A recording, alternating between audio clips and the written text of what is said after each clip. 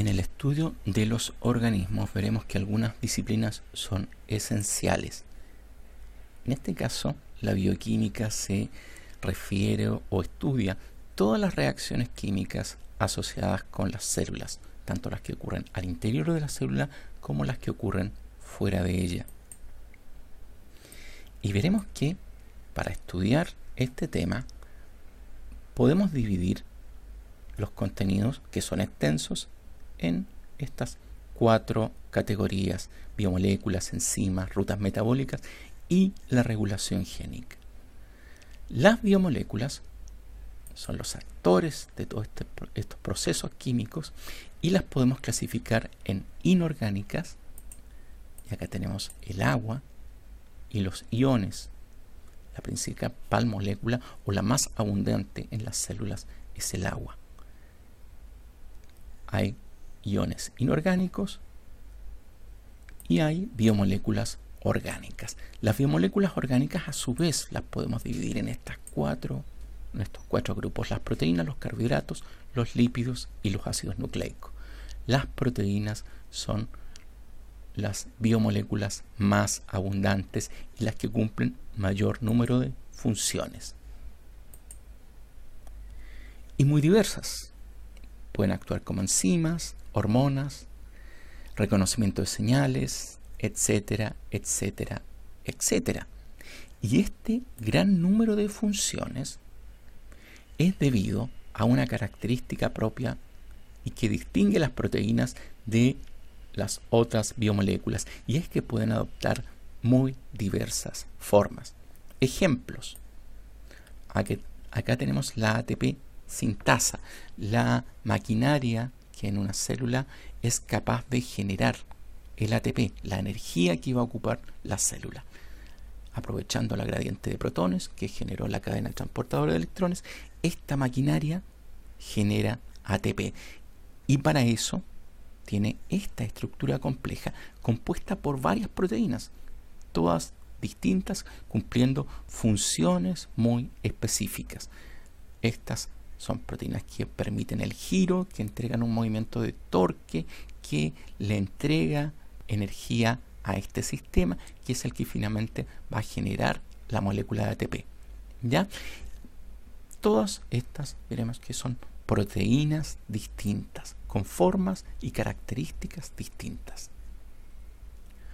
Otro tipo muy diferente es el colágeno. Acá tenemos otro ejemplo. El colágeno es la proteína estructural que es responsable de que ustedes puedan hacer esto sin sacarse un pedazo.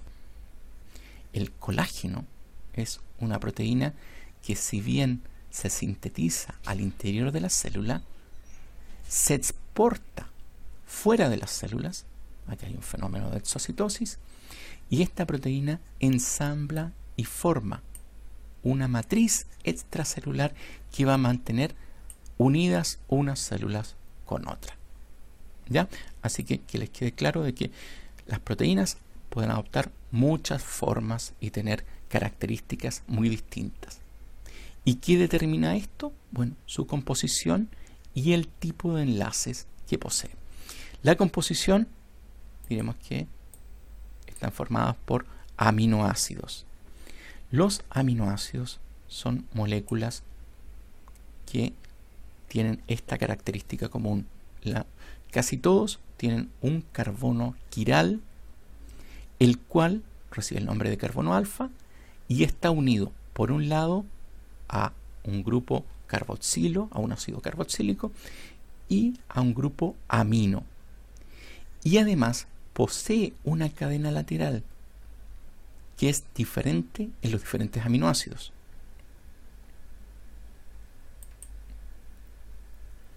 Ahora, estos aminoácidos pueden reaccionar entre sí a través de estos grupos laterales. A través del grupo carboxilo y el grupo amino.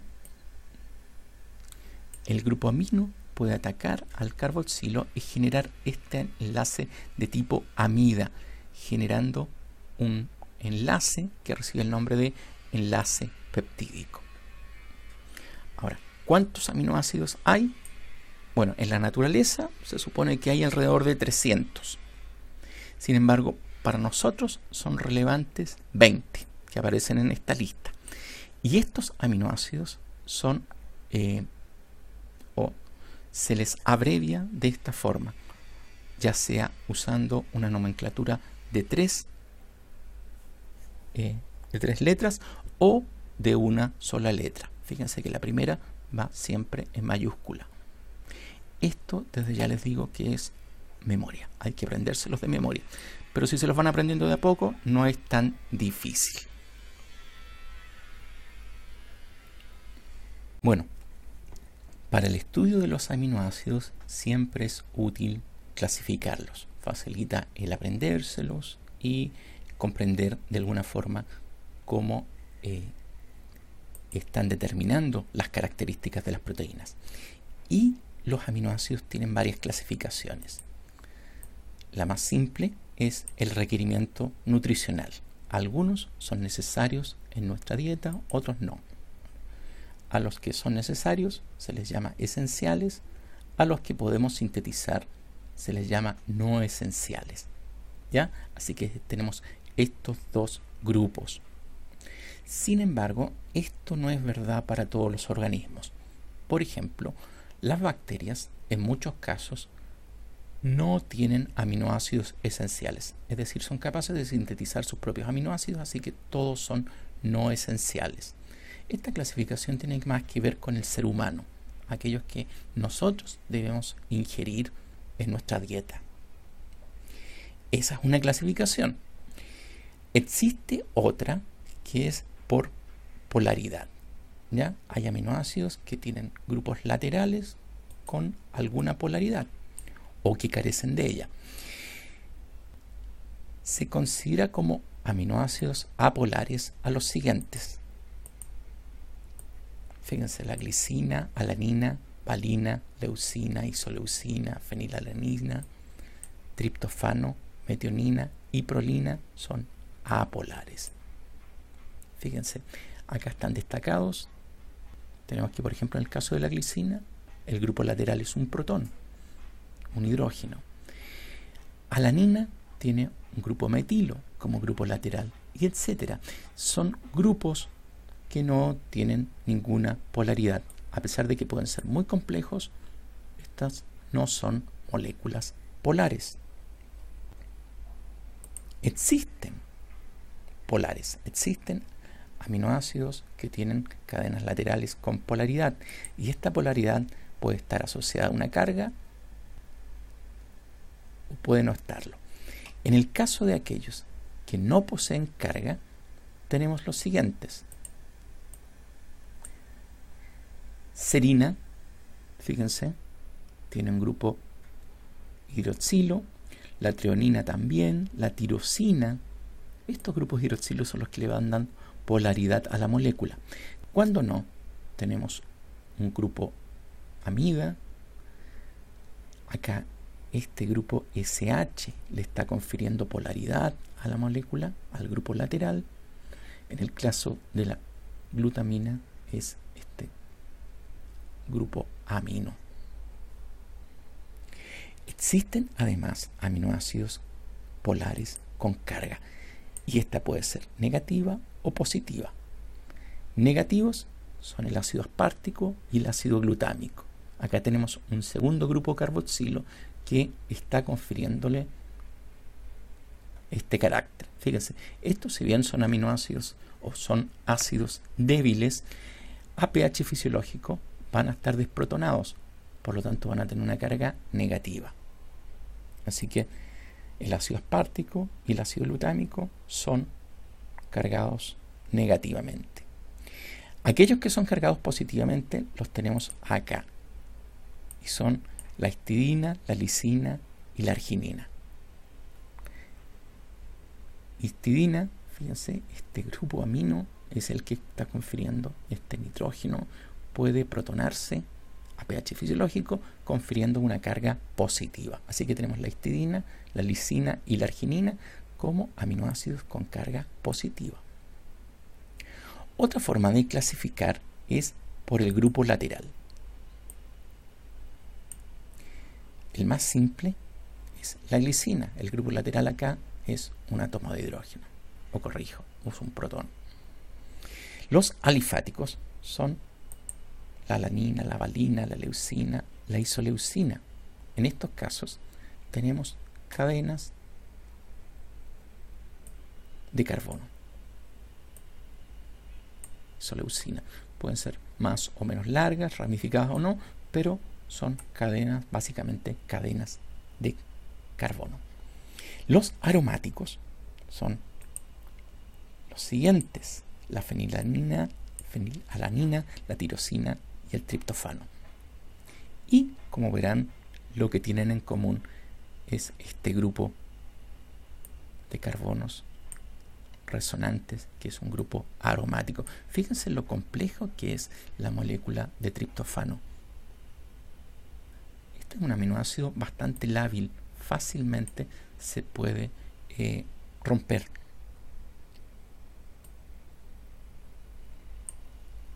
Eso en relación a los aromáticos. Se les clasifica también como hidroxiaminoácidos. También existen estos que tienen en común un grupo OH, un grupo hidroxilo. Y acá tenemos la serina y la treonina. Este es un segundo carbono quiral, fíjense en eso. Así que la treonina es un aminoácido que tiene 2 carbonos quirales. Es decir, además del carbono alfa, tiene este. Los tioaminoácidos son los aminoácidos azufrados, cisteína y metionina. Esta es la metionina, esta es la cisteína. Es bastante importante porque en una condición oxidante, si hay 2 cisteínas cercanas, hay una reacción química que les permite formar un puente. Y esto, cuando ocurre en la proteína, genera un tipo de enlaces que puede estabilizar la estructura de la proteína. Esos son los tioaminoácidos. Los iminoácidos son en realidad solo la prolina, que tiene este grupo, esta cadena, digamos, este ciclo que es tan particular, que tiene un grupo nitrógeno. Esta no es una molécula plana, a diferencia de los aromáticos. Es una molécula que tiene, digamos, 3 dimensiones. Los dicarboxílicos son el ácido aspartico y el ácido glutámico, que ya habíamos visto, y a partir de ellos se pueden formar las respectivas amidas, asparagina y glutamina. Los dibásicos son la lisina, la histidina y la arginina, y que tienen en común esta capacidad a través del grupo, a través de este átomo de nitrógeno, de protonarse adicionalmente y generar una carga positiva.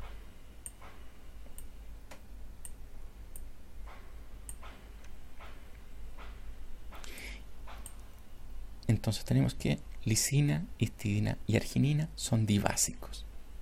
Ahora, los aminoácidos, algunos de ellos, pueden sufrir estos procesos, estas modificaciones químicas, de manera que a partir de estos 20 aminoácidos podríamos tener eventualmente más de 20 moléculas distintas. Siguiendo con el estudio de los aminoácidos, después de clasificarlos, podemos entrar a estudiar las interacciones. ¿Qué pasa cuando los aminoácidos están cercanos, están juntos? Bueno, van a interactuar entre ellos. Y estas interacciones las podemos clasificar en las covalentes y en las no covalentes. Las covalentes son los puentes disulfuros que habíamos visto. La cisteína, este aminoácido que tenemos acá, eventualmente puede interactuar con otra cisteína cercana y generar estos puentes. Y estos puentes alteran la estructura de este polímero, de esta cadena de aminoácidos que es una proteína. Un ejemplo es la queratina del pelo. El pelo, fíjense, acá tenemos un pelo, está formado por una proteína altamente compactada, es una proteína fibrosa, es decir, tiene una estructura alargada con forma de hélice.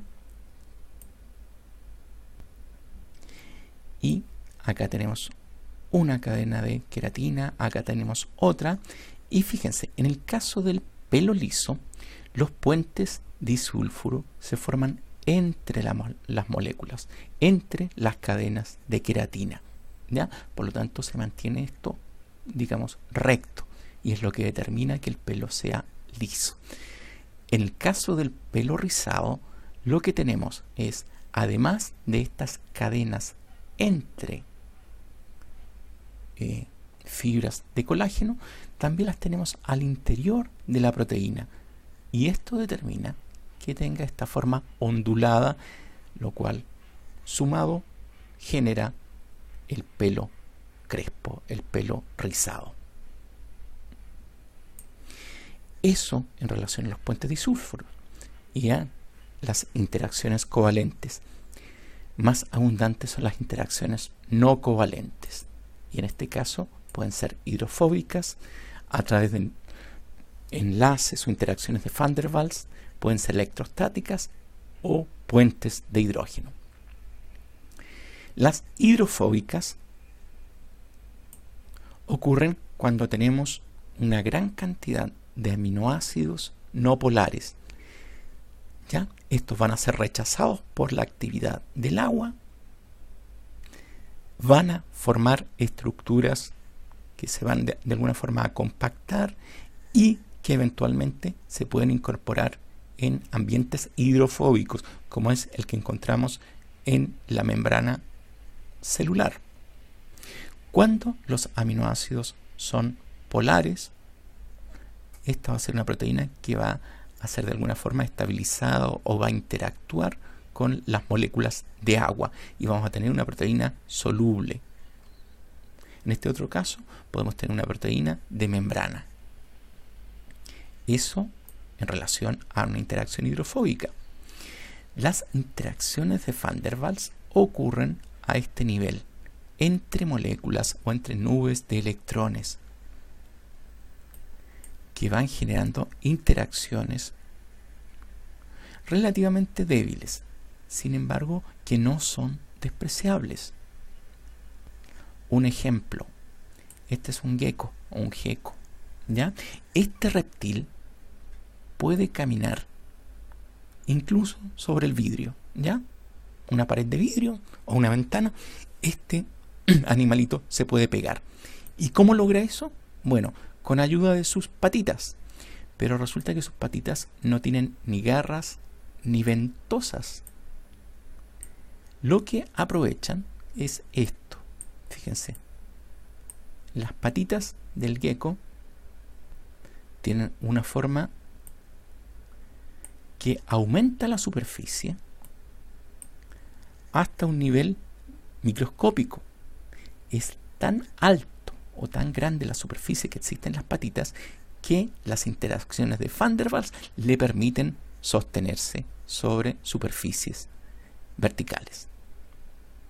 Otro caso son las interacciones electrostáticas, ¿ya? Cuando tenemos grupos cargados, si tienen la misma carga va a haber procesos de repulsión, si tienen cargas distintas va a haber atracción y eso va a afectar eventualmente la forma de la proteína. Los puentes de hidrógeno son otra forma de interacción. Acá tenemos un grupo carbonilo que está interactuando con un grupo hidroxilo o eventualmente con un grupo amino. Y eso va a ser un puente de hidrógeno. En relación a la nomenclatura no voy a hablar mucho porque eso sencillamente es aprenderse esto de memoria.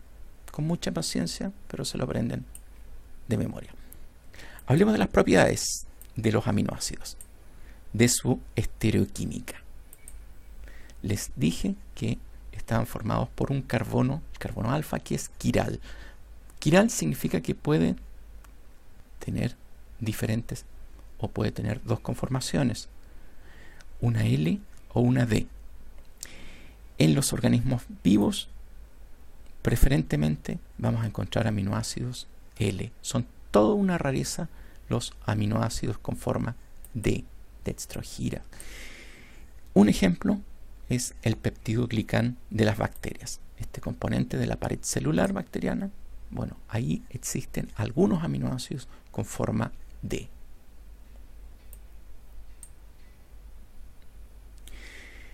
Además, los aminoácidos tienen un comportamiento como ácidos y bases débiles. Les recuerdo que en nuestro organismo o en los organismos biológicos es importante el pH y esto se mantiene a través de sistemas buffer. En los organismos superiores, a través de la respiración, hay un sistema buffer carbonato-bicarbonato que mantiene el pH en torno a 7, en torno a la neutralidad. ¿Y por qué es importante este pH?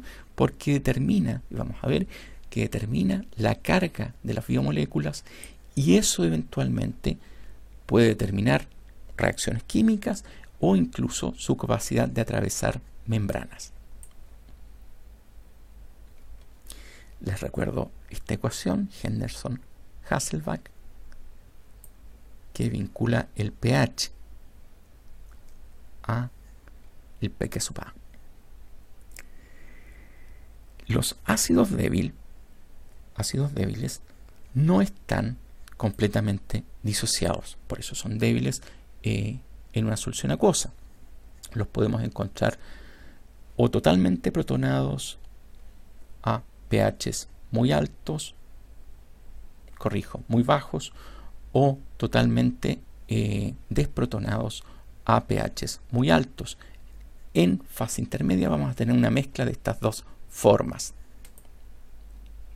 Si ustedes titulan un ácido débil, van a ver que no hay una modificación. Esta es la cantidad de equivalentes de hidróxido que estamos agregando y el pH, cómo está siendo afectado el pH. Y vamos a ver que no hay una modificación lineal, sino que hay un comportamiento sigmoideo en el caso de los ácidos débiles.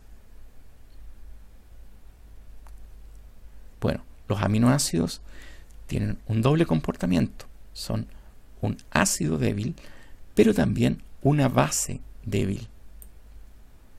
Por lo tanto, al titularlos, vamos a tener este comportamiento. Tenemos puntos de inflexión aquí, acá, y fíjense, este doble comportamiento implica que en este punto se forma una especie que tiene tanto una carga positiva como una carga negativa, por lo tanto su carga completa es 0. Este punto recibe el nombre de punto isoeléctrico. El punto isoeléctrico existe porque los aminoácidos son Suiterion, una palabra alemana que se refiere a esta capacidad de pasar o esta capacidad de tener dos cargas, una positiva y otra negativa. Los aminoácidos pueden absorber luz ultravioleta, hay dos aminoácidos que pueden hacer esto, es el triptofano y la tirosina. Acá tenemos el espectro de absorción de estos aminoácidos, longitud de onda y absorbancia. Les recuerdo que existe una ley de Lambert-Beer que les permitiría a ustedes determinar la concentración de estos aminoácidos aprovechando esta propiedad. Si ustedes miden la absorbancia a estas longitudes de onda, pueden determinar la cantidad de estos aminoácidos que están presentes. Fíjense, en torno a 280 nanómetros. ¿Ya?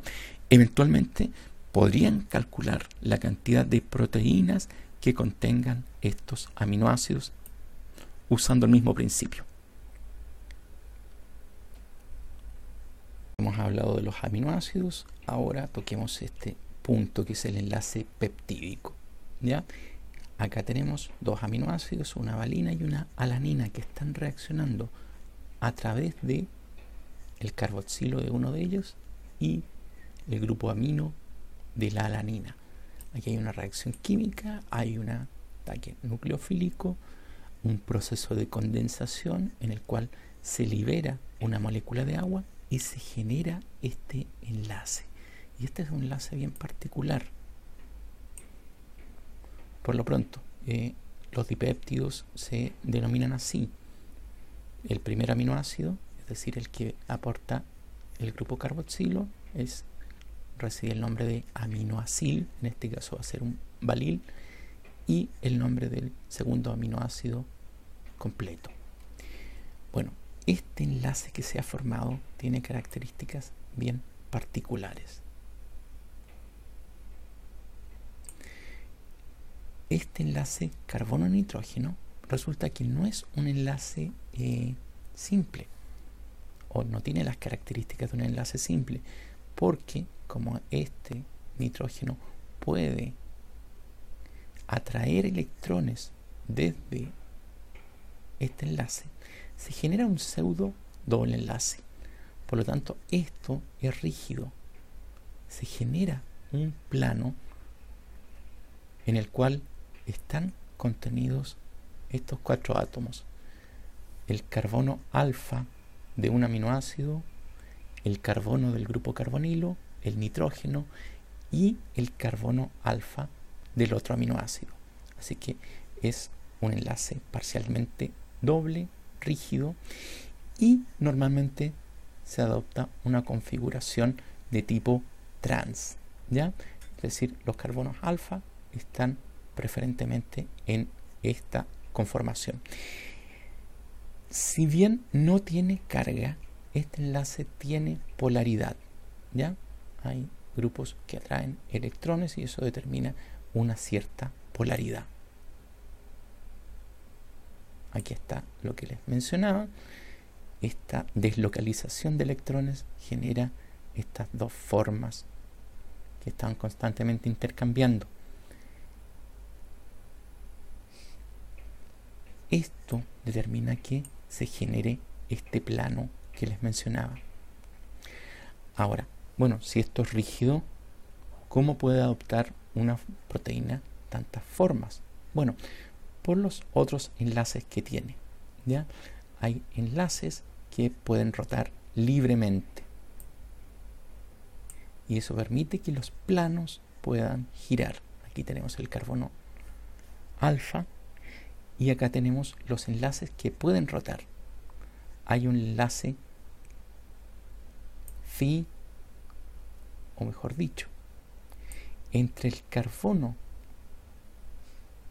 alfa y el nitrógeno de un aminoácido, hay un enlace que recibe el nombre de, o que determina un ángulo de rotación que recibe el nombre de phi, mientras que el ángulo de rotación que puede establecerse entre el carbono alfa y el carbono del carbonilo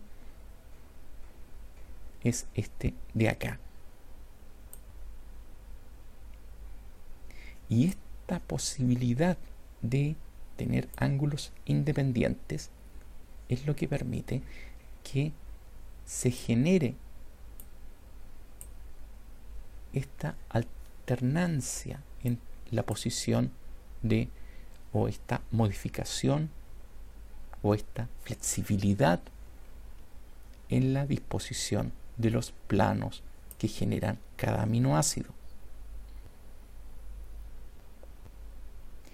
Uno puede graficar estos ángulos, el ángulo phi y el ángulo psi, y se dará cuenta de algo bien interesante, de que no se abarcan todos los ángulos, de que hay preferencia por algunos grupos o algunos pares de ángulos, ¿ya? Por ejemplo, si la proteína tiene una forma de alfa hélice, va a preferir una combinación de ángulos que va a ser diferente a la de una proteína que tiene una conformación de alfa hélice de mano izquierda, o en el caso de la beta plegada, vamos a entrar en detalle en eso, también tienen una conformación que es determinada por ángulos distintos.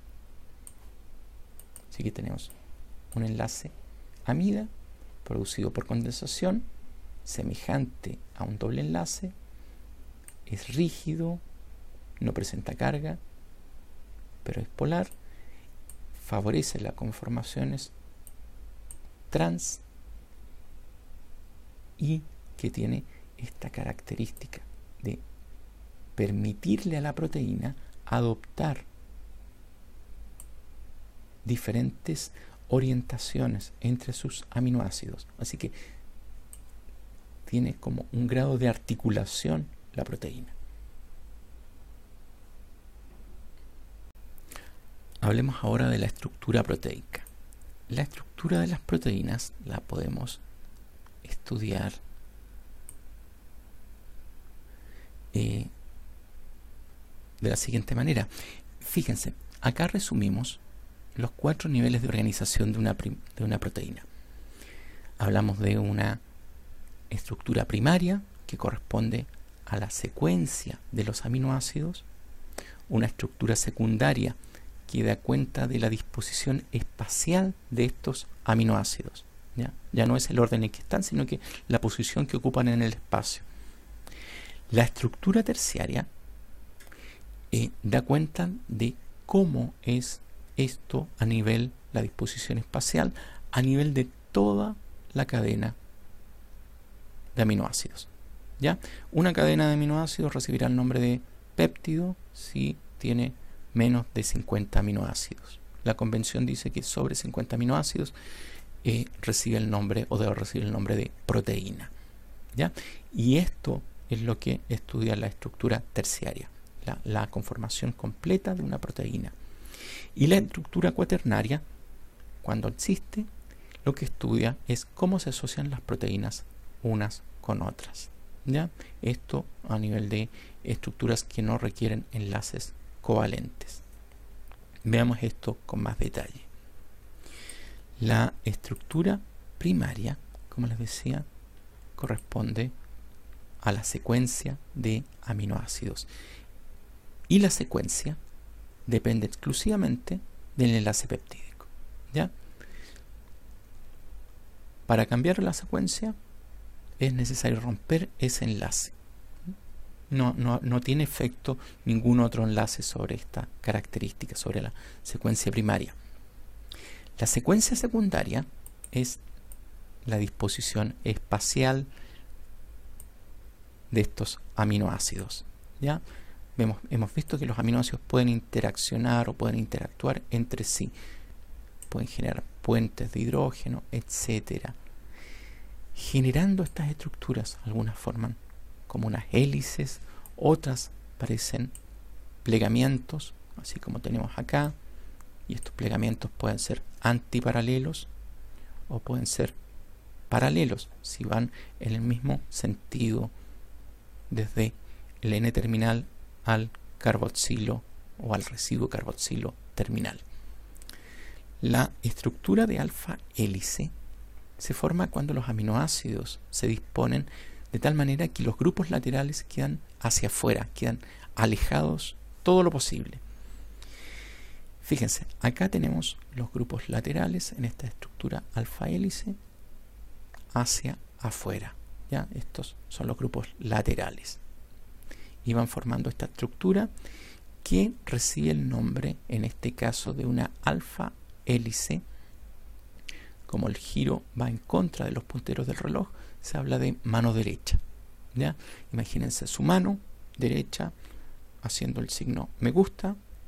Los dedos estarían apuntando contra los punteros del reloj, pero el crecimiento sería hacia arriba. Esta estructura es estabilizada por puentes de hidrógeno entre el grupo amino y el carboxilo. Y hay, digamos, ángulos phi o combinaciones de ángulos phi y psi que son preferidos para esta estructura. ¿Ya? Acá tenemos la menos frecuente forma de mano izquierda, la más frecuente mano derecha. La mayoría de las proteínas, cuando tienen estos dominios alfa hélice, los tienen con esta combinación de ángulos. Cuando no, tienen esta otra combinación y que determina que el sentido de esta hélice sea inverso. Si bien es muy frecuente en las proteínas, el colágeno, resulta que esta proteína de la que hemos hablado, tiene este tipo de orientación de una alfa hélice de mano izquierda. La otra estructura secundaria es la beta plegada. Y la estructura beta plegada se forma cuando se alternan la disposición de los grupos laterales. ¿Ya? Unos hacia arriba, otros hacia abajo. La forma en que se representa esto usando estos diagramas de cinta es así. La estructura, acá tenemos una estructura beta, esta es una alfa hélice. Acá tenemos una orientación paralela, acá la tenemos antiparalela.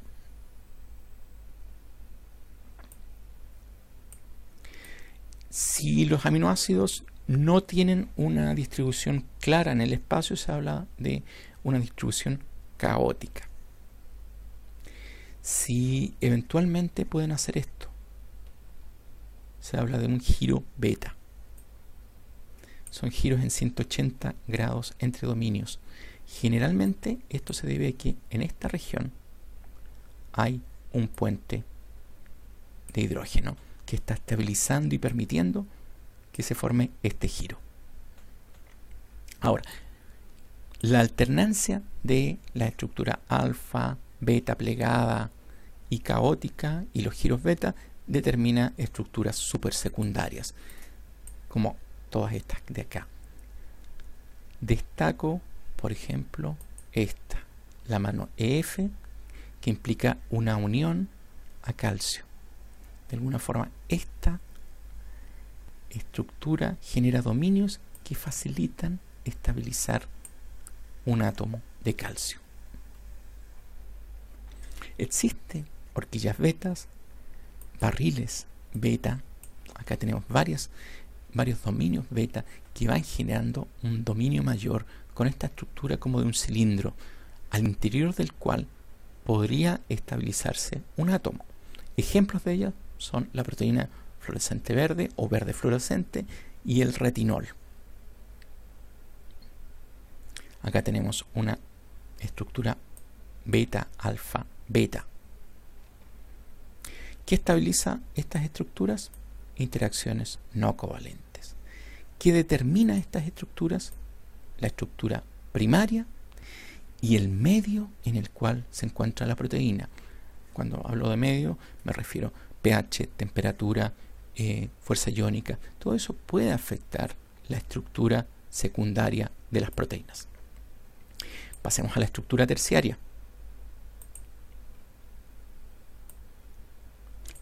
La estructura terciaria es la estructura de la cadena completa, la distribución espacial, la conformación de esta proteína, y esto está determinado por la secuencia aminosídica, las interacciones polares, no polares, hidrofóbicas, la presencia de puentes disulfuro, puentes de hidrógeno, grupos hidrofílicos. Así se ve una proteína, y acá podemos identificar 4 dominios claramente. ¿Ya? Están en diferentes colores. Esta es la piruvato quinasa. Interacciones, puentes disulfuro, hidrofóbicas, puentes de hidrógeno, etc. La estructura cuaternaria, cuando existe, da cuenta de las interacciones entre péptidos que están de alguna forma estabilizadas por interacciones no covalentes.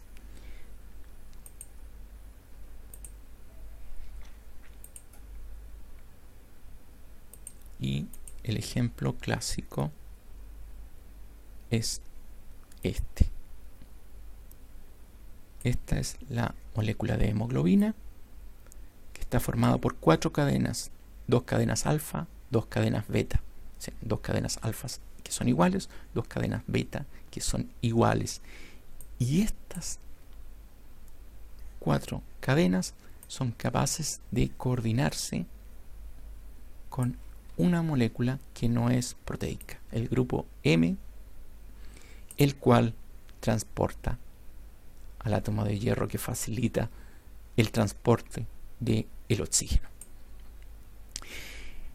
La estructura de las proteínas es lo que va a dar lugar a proteínas que podemos clasificar en fibrosas, si son proteínas alargadas y generalmente hidrofóbicas, o globulares, que son las proteínas que forman o tienden a una estructura esférica y que generalmente son solubles.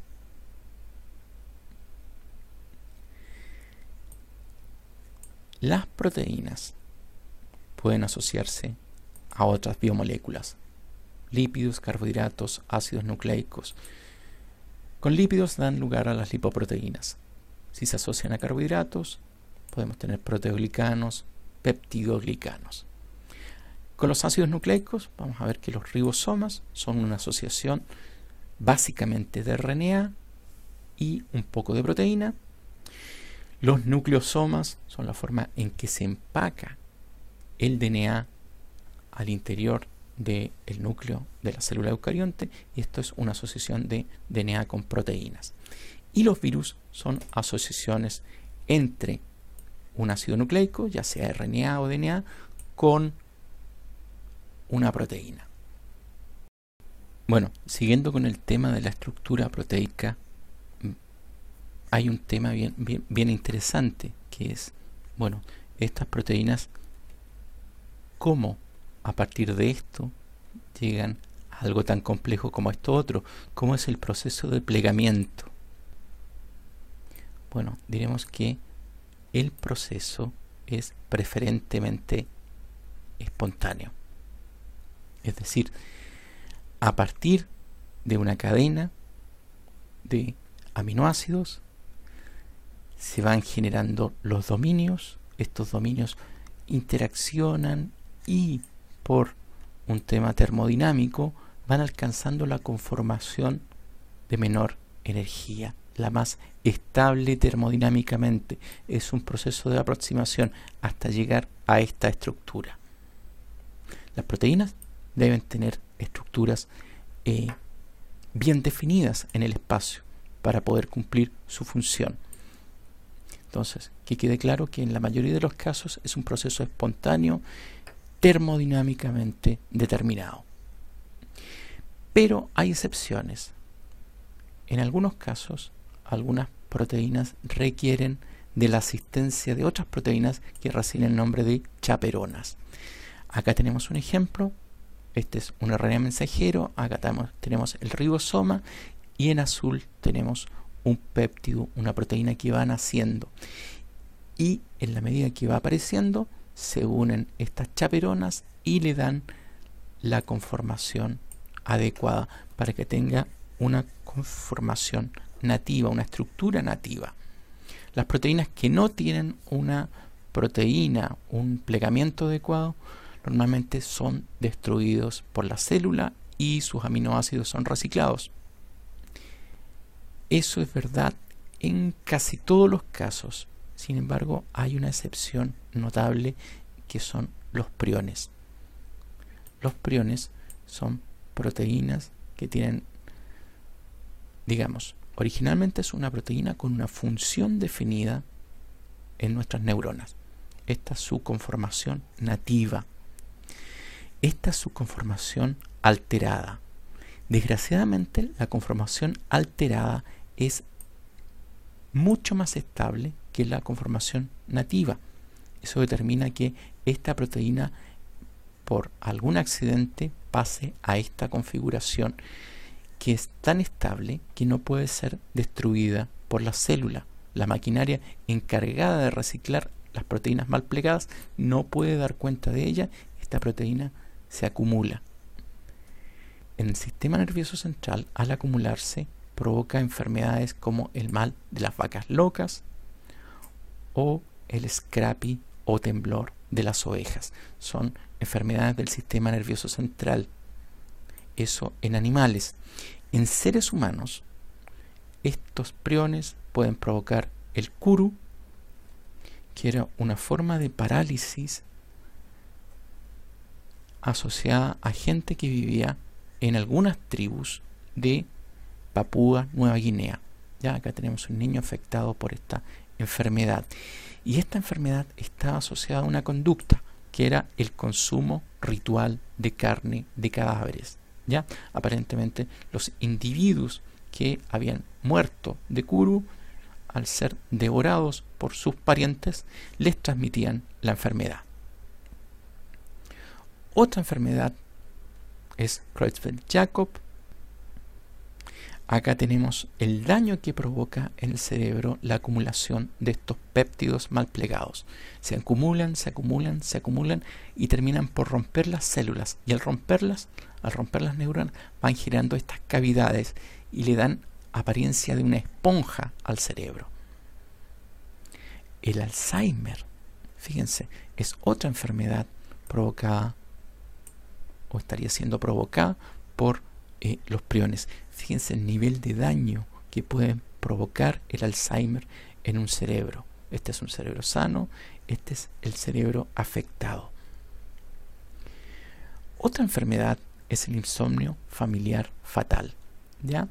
Afecta otra región del cerebro. Acá tenemos las lesiones o la ubicación de las lesiones en Creutzfeldt-Jakob.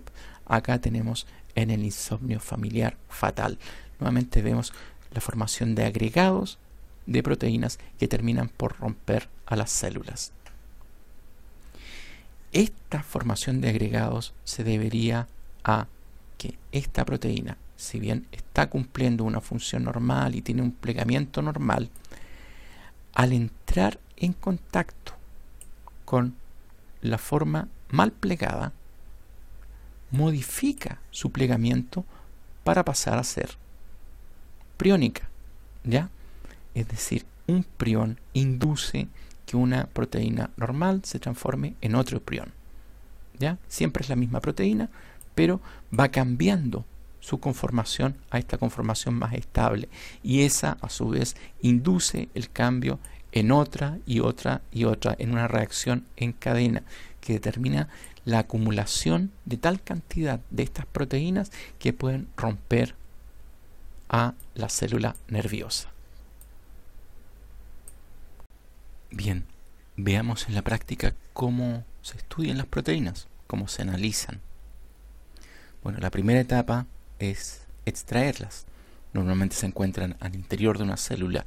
Si queremos romper esa célula, ¿qué se emplea para eso? Varias técnicas. Comencemos con esta. Nitrógeno líquido. Muy útil cuando estamos hablando de tejidos que tienen alguna dureza. Por ejemplo, los tejidos vegetales. Semillas. ¿Qué es lo que hacemos? Las molemos en presencia de un buffer. ¿Y ese buffer qué características tiene? Bueno, generalmente tiene algún detergente, algún agente reductor. El trisma HCl es el buffer, el que va a mantener el pH. Entonces lo que se hace es moler este material y este extracto que queda en la fase líquida se clarifica mediante centrifugación. Para facilitar este proceso, lo que se hace normalmente es, fíjense, acá tenemos un mortero, este es el pistilo, acá están los tejidos. Facilita mucho la tarea el bajar la temperatura para que estos tejidos, que normalmente son blandos, acá tenemos unas hojas, de alguna forma adquieran características similares a las de los cristales, de manera que al hacer trabajo con el pistilo se rompen. Acá tenemos cómo se agrega el nitrógeno líquido, que baja la temperatura pero rápidamente, congela los tejidos y facilita su ruptura mediante trabajo mecánico. Esto se tiene que hacer usando un mortero que ha sido previamente enfriado. Fíjense, se están usando guantes para evitar quemaduras. Y estos tejidos, las hojas por ejemplo, quedan muy finamente molidos, de manera que al agregar el buffer se obtiene esto: una mezcla en la cual tenemos los residuos sólidos y en suspensión queda la proteína.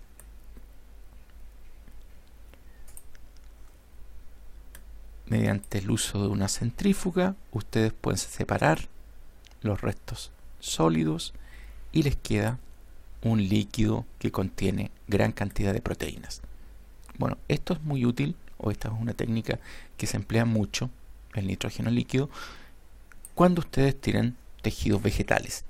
Ahora, los tejidos animales tienden a ser más blandos, así que muchas veces no se emplea eso, sino que lo que se usa es un homogenizador. Acá tenemos el homogenizador, que es un tubo en el cual ustedes ponen los tejidos, y este pistilo tiene la característica de ajustarse muy bien a este sector, de manera que cuando ustedes imprimen un trabajo en este sentido, están de alguna forma rompiendo los tejidos.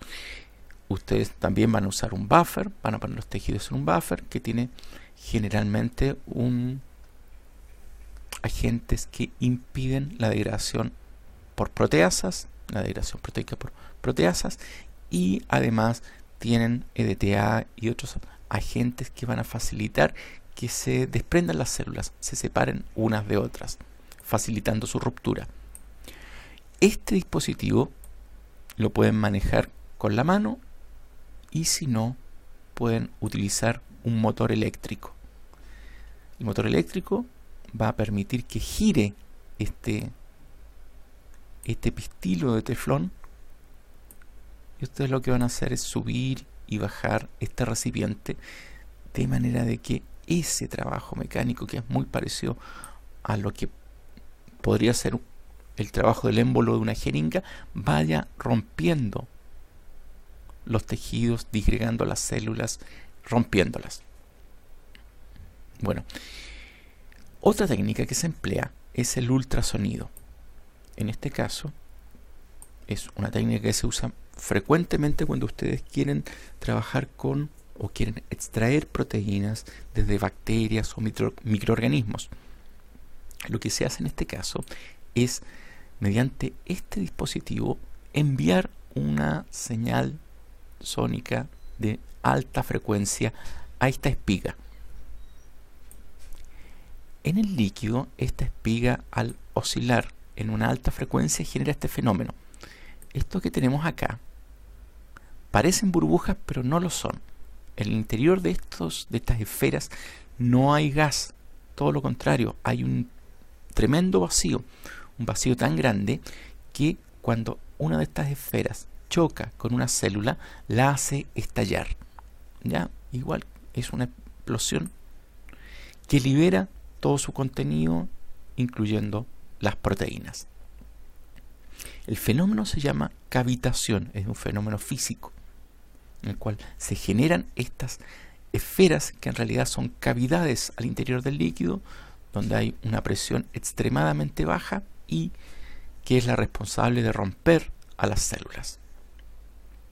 Otra técnica que se empleaba también con los microorganismos era la prensa de French. En este caso, este dispositivo era una jeringa, pero una jeringa blindada, una jeringa rodeada de una envoltura de acero. Acá tenemos la suspensión bacteriana o de microorganismos y la estamos sometiendo a una presión muy intensa. La estamos aplastando con este émbolo y obligándola a pasar por una aguja muy delgada. Entonces, la diferencia de presión que existe acá y acá afuera hace que al pasar por acá, los microorganismos, al llegar a este punto, estallen. La presión interna que adquieren acá va a ser muy superior a la presión externa que encuentran en este punto. Por lo tanto, se rompen las células y van saliendo por acá. Como verán, este dispositivo requiere que se aplique un trabajo mecánico muy intenso. Y eso se consigue mediante este dispositivo, que es una prensa hidráulica. Es una máquina muy pesada y que ocupa mucho espacio, y probablemente esa sea la razón de que cada vez sean menos los laboratorios que disponen de esto, de una prensa de French. Prefieren usar ultrasonido. Bueno, una vez que tenemos la suspensión proteica, ¿qué hacemos con ella? Bueno, hay que precipitar las proteínas, separarlas de la fase acuosa, de la fase líquida. ¿Qué se emplea para ello? Esta propiedad. La solubilidad de las proteínas depende de la cantidad de iones que encuentren presentes.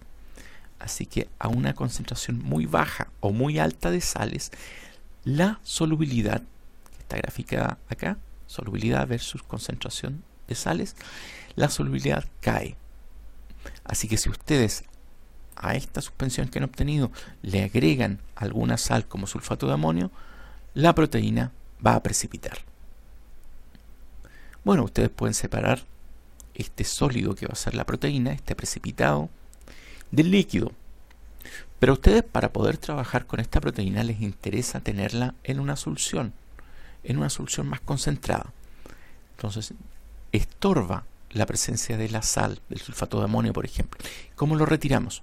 Bueno, lo que podemos hacer es aprovechar unas bolsitas, unas membranas semipermeables. Estas son membranas generalmente de celulosa o acetato de celulosa, que poseen poros muy pequeños, lo suficientemente grandes como para que dejen salir a las sales, pero lo suficientemente pequeños como para impedir que las proteínas escapen de su interior. Así que lo que se hace normalmente es rellenar estas membranas, que tienen forma así como de unas bolsitas, parecidas a las bolsitas del maní confitado. Se le hacen 2 nudos y esto se pone en un recipiente que contenga un buffer de baja salinidad. Se va a equilibrar esto, van a salir las sales, y al disminuir la cantidad de sales se va a solubilizar la proteína. Este proceso recibe el nombre de diálisis. Ya acá lo tenemos en más detalle. Comenzamos en un paso precipitado con el buffer. Este es el solvente, las sales van saliendo y al final solo nos queda en el interior de estas bolsitas la proteína de interés. ¿Qué se hace con esta proteína? Bueno, se la purifica. Y aquí vamos a ver que hay diferentes estrategias para hacer esta purificación. Bueno, hemos obtenido un extracto que es una mezcla de proteínas. Ahora necesitamos separar esas proteínas para poder estudiarlas. Para eso existen algunas técnicas. En un caso tenemos la cromatografía en columnas. En el otro tenemos la electroforesis. La cromatografía en columnas emplea el siguiente dispositivo. Pueden haber cambios, pero básicamente es un recipiente alargado, la columna, y este recipiente en su parte de abajo tiene la posibilidad de ir entregando el contenido, el líquido que está en su interior, para ir colectándolo. Normalmente, además del líquido, que es un buffer junto con nuestra muestra, además tiene una fase sólida.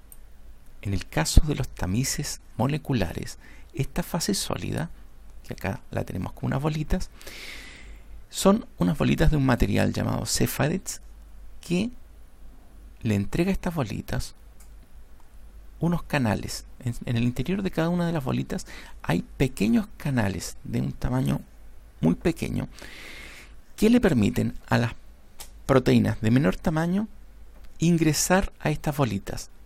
De manera que hay un flujo de líquido continuo hacia abajo.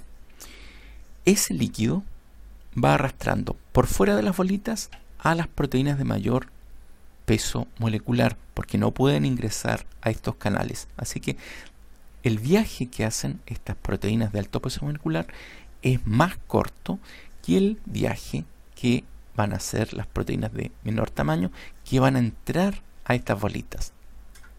Se van a demorar más y por lo tanto van a ser colectadas o recolectadas más tarde en el tiempo.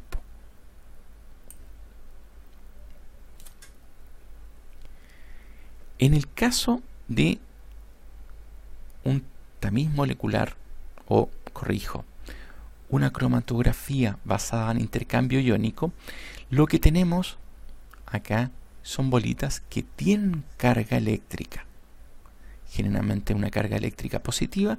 Por lo tanto, en función de la carga eléctrica de las proteínas, que generalmente es negativa, aquellas que tengan mayor carga van a permanecer más tiempo retenidas, asociadas a estas bolitas, y van a ser recolectadas más tarde en el tiempo, de manera que podemos ir separando, ir tomando muestras a diferentes tiempos, y en las primeras etapas vamos a tener o vamos a recuperar las proteínas que tengan menor afinidad por estas bolitas, y esto porque tienen una carga eléctrica que es menor. Ahora, podemos aprovechar ya no la carga eléctrica, sino que otra forma de afinidad. Por ejemplo, la afinidad que puede tener una enzima por su sustrato. Imagínense que en este caso tenemos una columna. Acá tenemos abajo la llave que nos permite ir colectando la muestra, las diferentes fracciones de la muestra.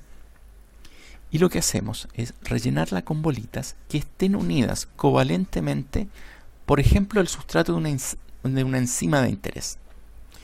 De manera que al agregar la mezcla de proteínas, vamos a recuperar en las primeras etapas la fracción de proteínas que tenga menor afinidad por este sustrato, quedando retenido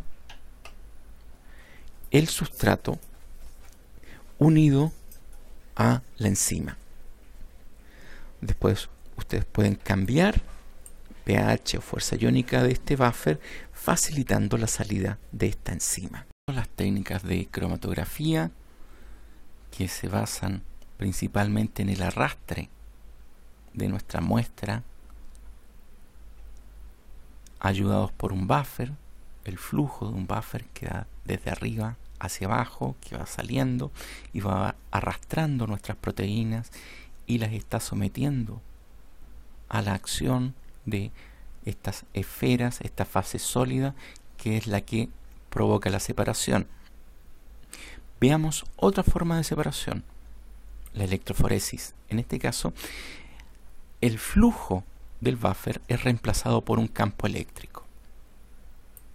Y lo que hacemos, por ejemplo, en el caso de los geles de poliacrilamida, es hacer pasar la muestra a través de una especie de red molecular que está fuertemente hidratada.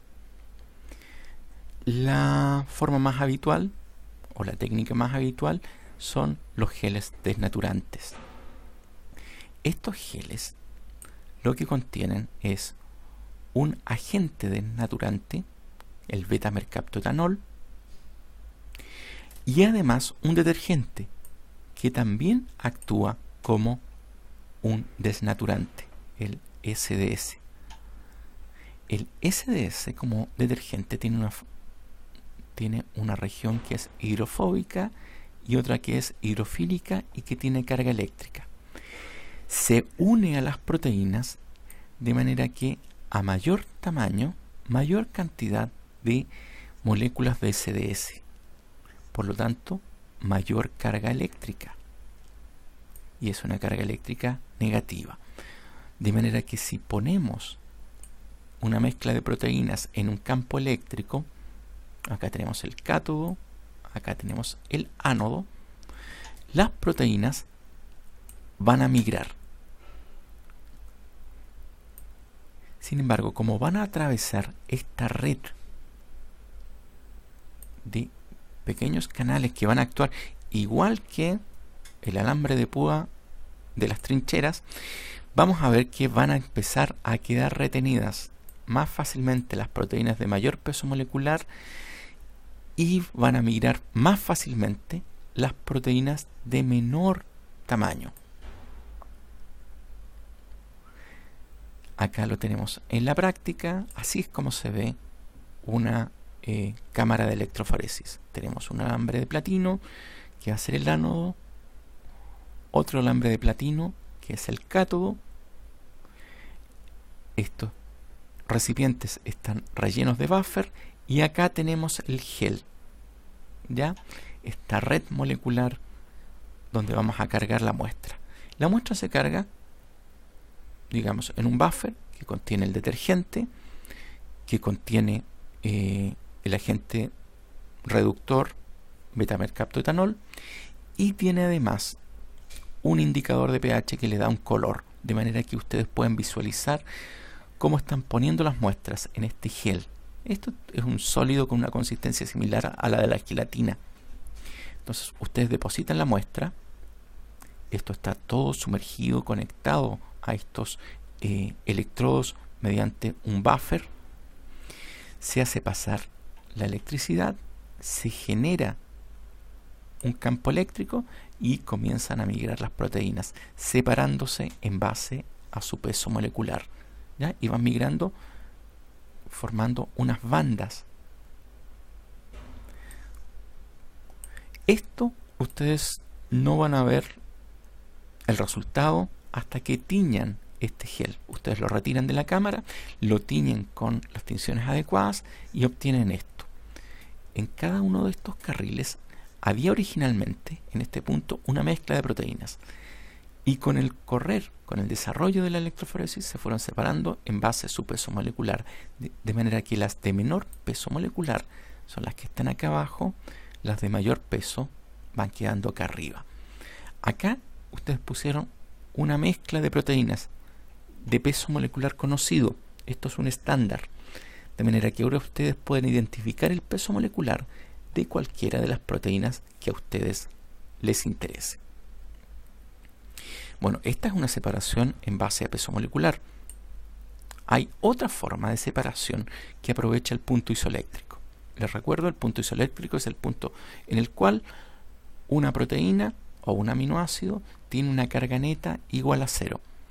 Por lo tanto, si ustedes tienen la proteína en una condición nativa y desarrollan el gel o desarrollan la electroforesis en un gel en el cual hay una gradiente de pH, ¿ya? Ustedes han mezclado el gel con algunos agentes que permiten que en diferentes regiones haya diferentes pHs. Lo que van a lograr es que las proteínas migren hasta que alcancen el pH al cual su carga neta es 0. Y ahí se detiene la migración de las proteínas. Esto es la técnica de isoelectroenfoque, que separa las proteínas en función de su punto isoeléctrico.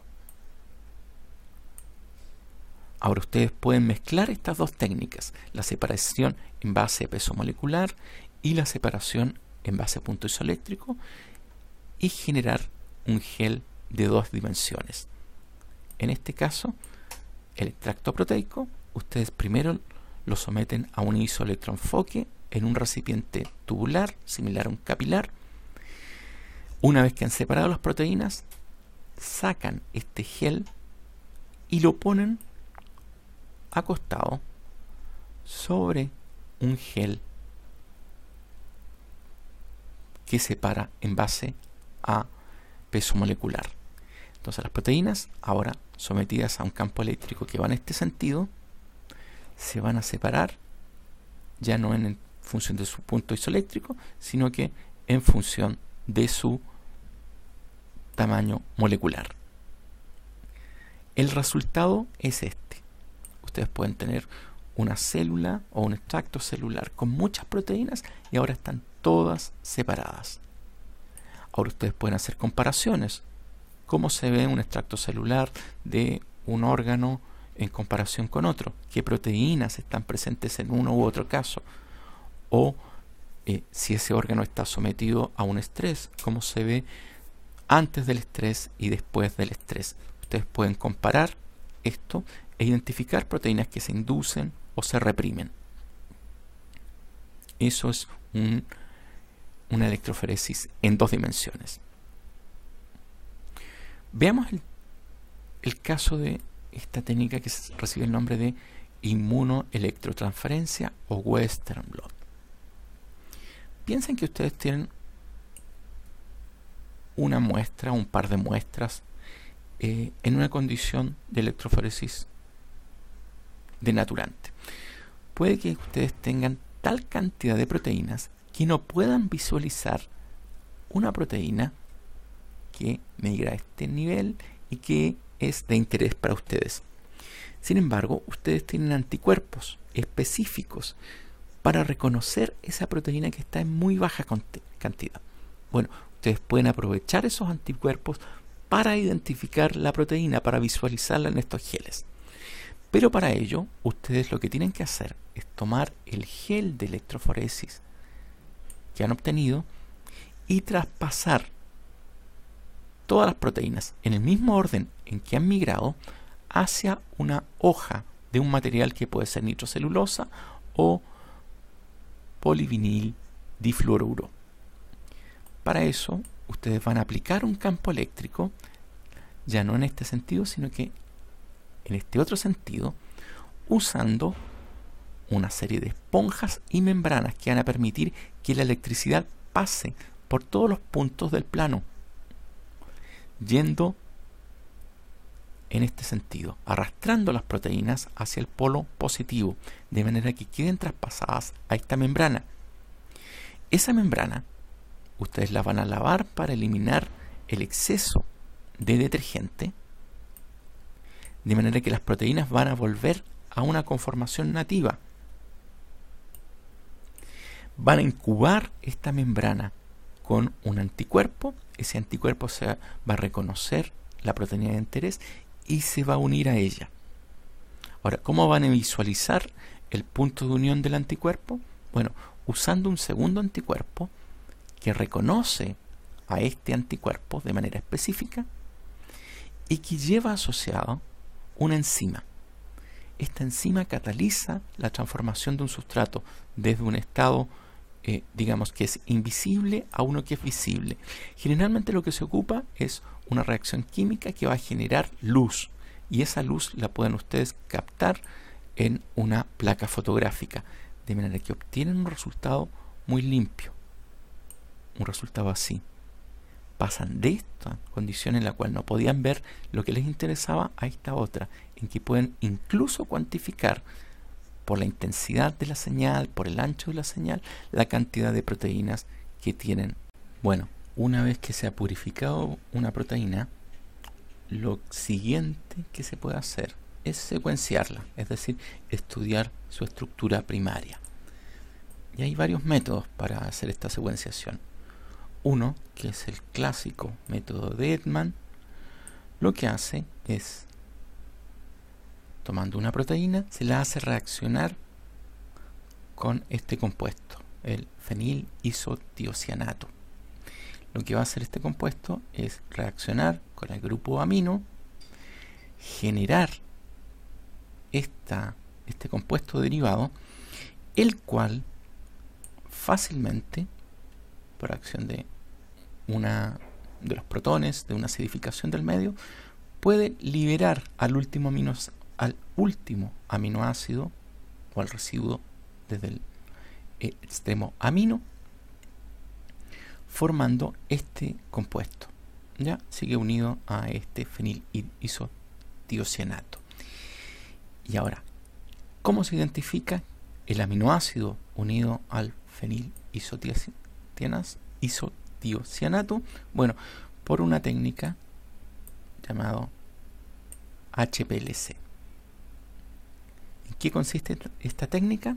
Bueno, este es el dispositivo. Tenemos un buffer que es bombeado a través de una larga columna de acero. Esto, por una presión muy elevada, va a migrar a través de esta columna que está empacada, está rellena con una fase sólida. Esta es una fase líquida. Acá en su interior, pulverizada, hay una fase sólida. Y acá hay un inyector donde inyectamos la muestra que contiene nuestro derivado. Va a pasar por esta columna y eventualmente va a ser recibida por un detector. Y ese detector está acoplado generalmente a un computador. ¿Qué es lo que está pasando en este proceso? Resulta que nuestra mezcla de proteínas, al pasar por esta columna, se va a separar. Les recuerdo, hay una fase estacionaria, pulverizada, la cual va a tener una mayor o menor afinidad por los aminoácidos. De manera de que los aminoácidos se van a separar y van a salir hacia el detector a diferentes tiempos. A menores tiempos van a aparecer los aminoácidos que tengan menor afinidad por esta fase estacionaria que está en la columna, mientras que a mayores tiempos aquellos aminoácidos que tengan mayor afinidad. Ahora, si ustedes han hecho pasar un estándar, una mezcla conocida de aminoácidos, ustedes ya saben en qué minutos van a aparecer qué aminoácidos. Y el HPLC no solo les permite identificar en qué minuto aparecen, sino que también les permite cuantificar a los aminoácidos. No solo van a saber la identidad, sino que también la cantidad. Ahora, si ustedes están haciendo una degradación, fíjense, esto es un ciclo. Siempre estamos retirando solo un aminoácido por vez. Así que ustedes pueden repetir esta operación, ir tomando cada aminoácido que están recuperando, modificado así como está, hacerlo pasar por esta columna y así van a saber cuál es la secuencia de aminoácidos de la proteína, es decir, cuál es su estructura primaria. Ahora, ese es el método de Delman. Algo más moderno es la espectrometría de masas. En este caso, en lugar de hacer una reacción química para separar los aminoácidos, lo que se hace es romper la proteína. Hay un proceso de ionización en el cual se generan fragmentos. Y estos fragmentos van a tener diferente masa y se les somete a un tratamiento, a una aceleración en un campo eléctrico que les entrega además una carga eléctrica. Entonces, cada fragmento de la proteína va a tener una carga y una masa que es característica. Si se les hace pasar a estos iones que vienen cargados a través de un electromagneto poderoso, fíjense, esta curva va a hacer que se separen. De manera que, dependiendo de la carga y la masa, van a tener trayectorias distintas. Y esas trayectorias van a hacer que en esta región, la región de detección, se estrellen en posiciones distintas. Esa ubicación, fíjense, acá tenemos electromagneto, acá tenemos 3 fragmentos con relaciones carga-masa distintas que se han separado. El detector va a recibir esta señal. Esta es la relación carga-masa, esta es la abundancia. Y si ustedes han hecho pasar muestras conocidas, ustedes pueden de alguna forma identificar a qué corresponde cada pic, a qué fragmento, y de esa forma identificar a las proteínas, los fragmentos, los aminoácidos que están componiendo a nuestra proteína. Una variante sobre esta técnica, la espectrometría de masas, es el MALDI-TOF.